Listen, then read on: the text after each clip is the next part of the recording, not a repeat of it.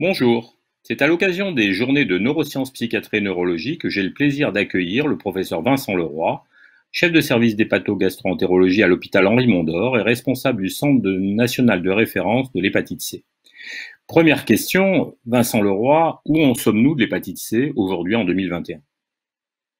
Alors, l'hépatite C, c'est une maladie virale transmissible par le sang, responsable d'hépatite chronique, qui donne généralement peu ou pas de symptômes, mais qui peuvent donner sur le long terme une cirrhose ou un cancer primitif du foie, ce qui en fait réellement un problème de santé publique, puisqu'on estime à l'échelon global que 70 millions de patients sont infectés, 400 000 décès par an. Les hépatites virales, globalement, c'est la 7e cause de mortalité dans le monde. Et de très grands progrès thérapeutiques ont été effectués ces dernières années, avec aujourd'hui des traitements antiviraux qui sont disponibles, qui sont efficaces, qui permettent de guérir la majorité des patients, de telle sorte que l'OMS s'est fixé comme objectif d'obtenir une élimination du virus de l'hépatite C avant 2030, avec un focus particulier qui a été souligné par les autorités françaises sur les populations les plus vulnérables.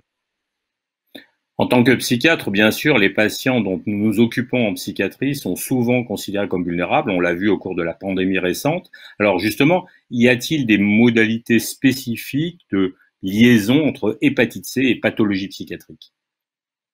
Eh bien oui, la première, elle est épidémiologique avec une prévalence de l'hépatite C qui en France est estimée à 0,3%, mais avec plusieurs données qui suggèrent qu'en milieu psychiatrique, cela peut monter jusqu'à 5%, probablement parce que les facteurs de risque de contamination sont plus élevés dans cette population. Et puis la deuxième chose, elle est liée au fait que le virus de l'hépatite C est un virus neurotrope, capable d'infecter les cellules microgliales, de modifier le métabolisme cérébral avec des anomalies identifiées en spectro-IRM. Alors, est-ce que ce virus de l'hépatite C est responsable ou pourrait être un cofacteur des manifestations psychiatriques? Difficile à dire pour un hépatologue, mais ce qui est établi, c'est qu'en cas de traitement et de guérison de l'hépatite C, il existe une amélioration de la qualité de vie des patients dans tous les domaines, y compris pour les patients suivis en psychiatrie. Donc, l'OMS recommande d'éradiquer dans les populations les plus vulnérables. On voit ce lien qui existe. Comment fait-on maintenant?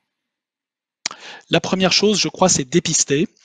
Le dépistage est simple, c'est une simple prise de sang que l'on combine d'ailleurs au dépistage de l'hépatite B et du VIH, avec aujourd'hui des outils virologiques décentralisés de type test d'orientation rapide, BUVAR, qui permettent de faire ces dépistages, y compris pour les patients qui ne fréquentent pas un hôpital ou qui sont difficiles à piquer. Et puis pour les patients dépistés, c'est sûr qu'il faut les amener aux soins, mais avec un parcours qui s'est beaucoup simplifié ces dernières années. Il faut simplement savoir si le patient est virémique, s'il est porteur d'une cirrhose, mais on nous dispose d'outils extrêmement fiables et simples, comme le fibroscan ou une prise de sang.